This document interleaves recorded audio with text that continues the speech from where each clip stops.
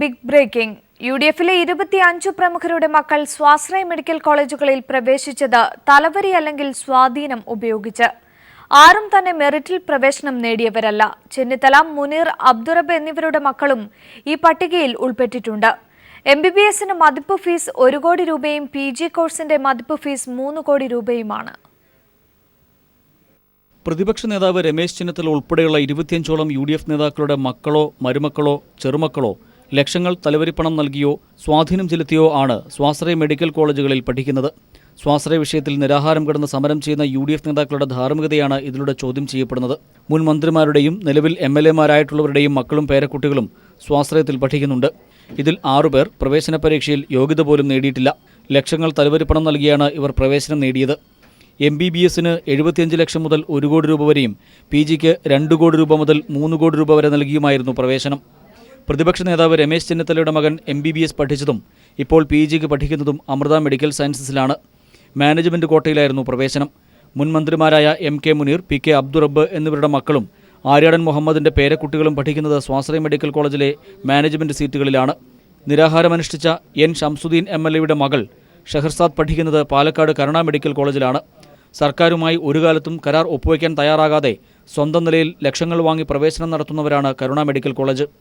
KNA Khader, professor Abid Hussain Thangal, PT Thomas, Parakkal Abdulla, Sunny Joseph, TN Prathapan, Prayar Gopalakrishnan, Sakthan Nadar, Manjalamkuzhi Ali, TT Ismail തുടങ്ങിയവരുടെ മക്കൾ പഠിക്കുന്നതും സ്വാശ്രയ മെഡിക്കൽ കോളേജുകളിൽ തന്നെയാണ്. UDF സർക്കാരിൻ്റെ കാലത്ത് സ്വാശ്രയ കോളേജുകൾക്ക് അനുകൂലമായ കരാർ ഉണ്ടാക്കിയാണ് ഇതിൽ മിക്ക പ്രവേശനവും നടന്നിരിക്കുന്നത് എന്നതാണ് വസ്തുത. സാമ്പത്തികമായി പിന്നാക്കം നിൽക്കുന്ന നേതാക്കളുടെ മക്കളും ഇത്തരത്തിൽ പഠിക്കുന്നുണ്ട്. UDF നേതാക്കളുടെ മക്കൾ തങ്ങളുടെ കോളേജുകളിൽ പഠിക്കുന്നുണ്ട് എന്ന് സ്വാശ്രയ മെഡിക്കൽ മാനേജ്മെന്റ് അസോസിയേഷൻ പ്രതിനിധികളും വ്യക്തമാക്കി. News bureau, Thiruvananthapuram.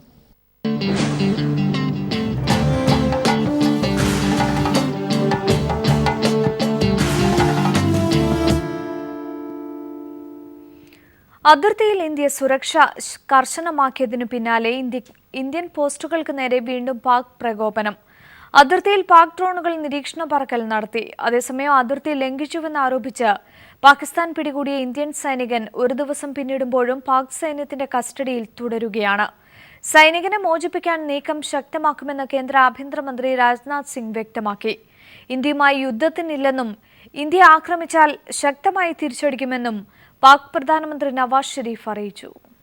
ഇന്ത്യയുടെ മിന്നലാക്രമണത്തിന്റെ പശ്ചാത്തലത്തിൽ പാക് പ്രധാനമന്ത്രിയുടെ നേതൃത്വത്തിൽ അടിയന്തര മന്ത്രിസഭാ യോഗം ചേർന്നു. ഇന്ത്യയുടെ ആക്രമണത്തെ പാക് മന്ത്രിസഭ അപലപിച്ചു. ഏത് തിരിച്ചടിയും നേരിടാൻ രാജ്യം സജ്ജമാണെന്ന് പാക് പ്രധാനമന്ത്രി നവാസ് ഷെരീഫ് യോഗത്തിന് ശേഷം പറഞ്ഞു. ഇന്ത്യ അതിർത്തി കടന്ന് ആക്രമണം നടത്തിയെന്ന് പാകിസ്ഥാൻ ഐക്യരാഷ്ട്രസഭ രക്ഷാസമിതിയിൽ ചൂണ്ടിക്കാട്ടി. ഐക്യരാഷ്ട്രസഭ ഉടൻ ഇടപെടണമെന്നും ആവശ്യപ്പെട്ടു. ഏത് സാഹചര്യവും നേരിടാൻ 20-അംഗ NST സംഘം ദില്ലി വിമാനത്താവളത്തിന് സമീപം സജ്ജരായി കഴിഞ്ഞു. 5 മിനിറ്റിനുള്ളിൽ ഓപ്പറേഷൻ പൂർത്തിയാക്കുന്ന വ്യോമയാന സംഘവും. എങ്കിലും രാജ്യം കനത്ത ജാഗ്രതയിലാണ്. ഒരു തുറന്ന തിരിച്ചടിയിലേക്ക് കാര്യങ്ങൾ പോയേക്കില്ലെന്നാണ് ഇന്റലിജൻസ് നൽകുന്ന റിപ്പോർട്ടുകൾ. Manushankar, news bureau, Delhi. SAARC ഉച്ചകോടിയിൽ നിന്നും ശ്രീലങ്കയും പിന്മാറി. പാക് ഭീകരാക്രമണത്തിന്റെ പശ്ചാത്തലത്തിലാണ് നടപടി. അതേസമയം ചൈനയുടെ പിന്തുണയ്ക്കായി പാകിസ്ഥാൻ ശ്രമം തുടങ്ങി. ഉറി ആക്രമണത്തിൽ പ്രതിഷേധിച്ച് ഇന്ത്യയടക്കം 4 രാജ്യങ്ങൾ നേരത്തെ ഉച്ചകോടി ബഹിഷ്കരിക്കുമെന്ന് അറിയിച്ചിരുന്നു. ബംഗ്ലാദേശ്, ഭൂട്ടാൻ, അഫ്ഗാനിസ്ഥാൻ എന്നിവരാണ് നേരത്തെ പിന്മാറിയ മറ്റു രാജ്യങ്ങൾ. നവംബർ 9-നാണ് സാർക്ക് രാജ്യങ്ങളുടെ 19ാം ഉച്ചകോടി ഇസ്ലാമാബാദിൽ ചേരുന്നത്. മേഖലയിൽ നിലനിൽക്കുന്ന സാഹചര്യം മൂലം ഉച്ചകോടിയിൽ പങ്കെടുക്കാൻ സാധിക്കില്ലെന്ന് ശ്രീലങ്ക നേപ്പാളിനോട് പിന്മാറുന്ന കാര്യം അറിയിച്ചുള്ള ഔദ്യോഗിക കുറിപ്പിൽ പറയുന്നു. അതേസമയം ആര് പിന്മാറിയാലും ഉച്ചകോടി ഇസ്ലാമാബാദിൽ നടക്കുമെന്ന് പാകിസ്ഥാൻ വ്യക്തമാക്കി. അതിനിടെ ഭീകര ക്യാമ്പുകൾക്ക് നേരെ ഇന്ത്യയുടെ മിന്നലാക്രമണത്തെ തുടർന്ന് പാകിസ്ഥാൻ ചൈനയുടെ പിന്തുണ തേടി. പ്രധാനമന്ത്രി നവാസ് ഷെരീഫിന്റെ പ്രത്യേക ദൂതന്മാരായ മഖ്ദൂം ഖുസ്രോ ഭക്തിയാവും ആലംദാർ ലാലേഖയും ബീജിംഗിലെത്തി. ചൈനയുടെ വിദേശകാര്യ സഹമന്ത്രി ലിയു ഷെർമിൻ, ചൈനീസ് കമ്മ്യൂണിസ്റ്റ് പാർട്ടിയുടെ വിദേശകാര്യ സമിതിയുടെ ഉപാധ്യക്ഷൻ കായ് വു എന്നിവരുമായി ഇരുവരും കൂടിക്കാഴ്ച നടത്തി.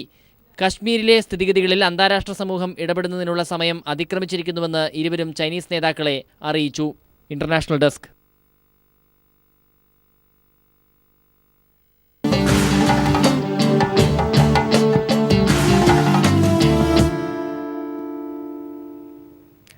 തെക്കേ ഇന്ത്യയിലെ പ്രധാന പയറുവർഗ്ഗ വിളകളിലൊന്നാണ് മുതിര. ഇന്ത്യയെ കൂടാതെ ഓസ്ട്രേലിയ, മൗറീഷ്യസ്, വെസ്റ്റ് ഇൻഡീസ് എന്നീ രാജ്യങ്ങളിൽ മുതിര കൃഷി ചെയ്യുന്നുണ്ട്. മികച്ച വരുമാനം നേടിത്തരുന്ന മുതിര കൃഷി കേരളത്തിൽ പക്ഷേ അത്ര വ്യാപകമാണെന്ന് പറയാൻ കഴിയില്ല. കേരളത്തിൽ പാലക്കാട് ജില്ലയിലാണ് കൂടുതൽ മുതിര കൃഷി ചെയ്യുന്നത്. രണ്ടാം കൃഷി കഴിഞ്ഞ നെൽപ്പാടങ്ങളിലും ഉയർന്ന ഭൂപ്രദേശങ്ങളിലും വളരുന്ന മുതിരയ്ക്ക് 3 മീറ്ററോളം പൊക്കമുണ്ടാകും. Culture 35, SA1, Prabhat, CO3, Lakshmi, Sharada, Mukta, Pusa, അഗേതി എന്നിവയാണ് മികച്ച ഇനങ്ങൾ. എല്ലാത്തരം മണ്ണിലും മികച്ച വിളവ് തരുന്ന പയറുവർഗ്ഗമാണ് മുതിര.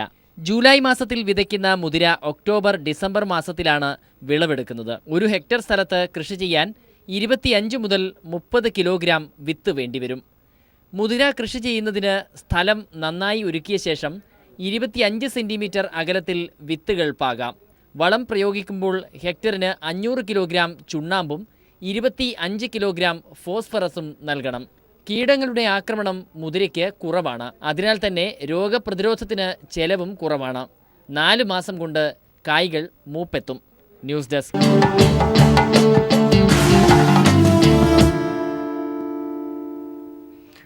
നടൻ മമ്മൂട്ടിയുടെ ജീവകാരുണ്യ പ്രവർത്തനങ്ങളിൽ പങ്കാളിയാവണമെന്ന ഫിലിപ്പോസ് മാർ ക്രിസോസ്റ്റം വലിയ തിരുമേനിയുടെ ആഗ്രഹം സഫലമാക്കി മമ്മൂട്ടിയുടെ ജന്മശതാബ്ദി സമ്മാനം. വയനാട്ടിൽ ആദിവാസികൾക്കായി മമ്മൂട്ടിയുടെ ഷെയർ ആൻഡ് കെയർ ഇന്റർനാഷണൽ നടപ്പാക്കുന്ന പൂർവികം പദ്ധതിയിലാണ് വലിയ തിരുമേനി പങ്കുചേർന്നത്. ക്രിസോസ്റ്റം വലിയ തിരുമേനിയുടെ ജന്മശതാബ്ദി ആഘോഷവേളയിൽ പിറന്നാൾ സമ്മാനമായി എന്തു നൽകണമെന്ന് മമ്മൂട്ടി ചോദിച്ചപ്പോൾ ജീവകാരുണ്യ പ്രവർത്തനങ്ങളിൽ പങ്കാളിയാക്കണമെന്നായിരുന്നു തിരുമേനിയുടെ മറുപടി. മമ്മൂട്ടിയുടെ ഷെയർ ആൻഡ് കെയർ ഇന്റർനാഷണൽ നടപ്പാക്കുന്ന ആദിവാസി ക്ഷേമ പ്രവർത്തനങ്ങളെക്കുറിച്ച് അറിഞ്ഞാണ് തിരുമേനി അന്നങ്ങനെ ആഗ്രഹം പ്രകടിപ്പിച്ചത്. പൂർവികം എന്ന പേരിൽ നടപ്പാക്കുന്ന പദ്ധതി വയനാട്ടിലെത്തിയപ്പോൾ ആദ്യം ക്ഷണിക്കപ്പെട്ടത് വലിയ തിരുമേനിയായിരുന്നു. പനമരം ആര്യന്നൂർ ആദിവാസി കോളനിക്കാർക്ക് തയ്യൽ മെഷീനുകൾ വിതരണം ചെയ്യുന്നതായിരുന്നു പരിപാടി. അവിടെ ചെല്ലുമ്പോൾ കർത്താവ് ദൈവം എന്നോട് ചോദിക്കും, നീ ചെയ്ത ഒരു നല്ല കാര്യം പറ. നല്ല കാര്യം എന്നാണെന്ന് ചോദിച്ചാൽ അവർക്ക് നല്ല ഭാവി ഉണ്ടാകാനൊക്കെ വേണം. പിന്നെ മമ്മൂട്ടി സഹായത്തോടുകൂടി മെഷീൻ ഞാൻ കൊടുത്തു.